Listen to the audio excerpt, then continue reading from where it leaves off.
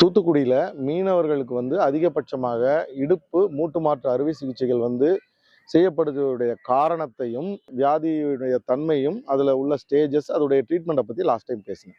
இப்போ இந்த வியாதியை வர்றதுக்கு முன்னாடியே வராமல் தடுக்க முடியாதா அப்படின்றது நிறைய பேரோட கேள்வியாக இருக்கும். ஏன்னா எல்லாத்துக்குமே வருமுன் காப்போம்னு ஒன்று இருக்கு இல்லையா, இதுலேயும் வருமுன் தடுக்கலாம்.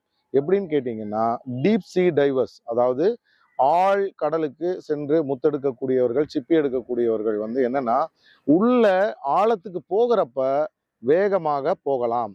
ஆனால் திரும்பி ஆழத்துல இருந்து கீழே சிப்பி எடுத்து முடிஞ்ச உடனே, வேலை முடிஞ்ச உடனே கடலுடைய மேல் பாகத்துக்கு வரும் பொழுது மிகவும் பொறுமையாக ஸ்டெப் பை ஸ்டெப்பா வெளியே வரணும். நம்ம மீனவர்கள் என்ன செய்வாங்கன்னா, வேலை முடிஞ்ச உடனே எவ்வளோ சீக்கிரம் வெளியே போகணும் அப்படிங்கிறதுல ரொம்ப ஃபாஸ்ட்டாக வெளியே வர்றதுல தான் குறிக்கோளாக இருப்பாங்க. ஸோ அப்போ என்ன ஆகும்னா, ஸ்டெப் பை ஸ்டெப்பாக வெளியே வர்றப்ப அந்த நைட்ரஜன் பபிள்ஸாக மாறாமல் கொஞ்சம் கொஞ்சமாக உடம்பை விட்டு வெளியே போக ஆரம்பிச்சிடும். ரொம்ப ஃபாஸ்ட்டாக எப்போவுமே வெளியே ரஷ் பண்ணும்போது, இப்போ சோப்பு தண்ணியாக இருக்கட்டும், எதுவாக இருக்கட்டும், நுரையாக இருக்கட்டும், நீங்கள் வேகமாக ஊற்றி பாருங்கள், பயங்கரமாக நுரைக்கும் இல்லையா? அதே மாதிரி தான் நம்ம வேகமாக வரும்போது அந்த நைட்ரஜன் ரொம்ப ஃபாஸ்ட்டாக வெளியே ரஷ் அவுட் ஆகும்போது இரத்த குழாய்க்குள்ளே போய் அடைப்பு ஏற்பட்டு இடுப்பு எலும்பு அந்த தலைபாகத்தை பாதிச்சு அழுகிற ஸ்டேஜுக்கு வர்றது.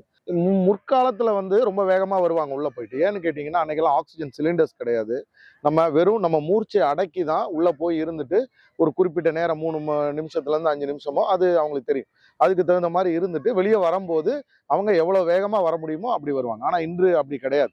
எல்லாருமே சிலிண்டர்ஸ் வச்சுருக்கோம். அந்த சிலிண்டர்ஸை யூஸ் பண்ணி போகிறப்ப உள்ளே போகும்போதும் சரி, வெளியே வரும்போதும் சரி, மிகவும் மெதுவாக ஆழ்கடலுக்குள் சென்று மெதுவாக ஆழ்கடலுக்கு வெளியே வரும் பொழுது avascular necrosis head of femur அப்படின்ற வியாதி வருவதிலிருந்து பாதுகாத்து கொள்ளலாம். ஸோ இது வருமுன் காப்பதற்கான ஒரு சிறந்த செயலாகும்.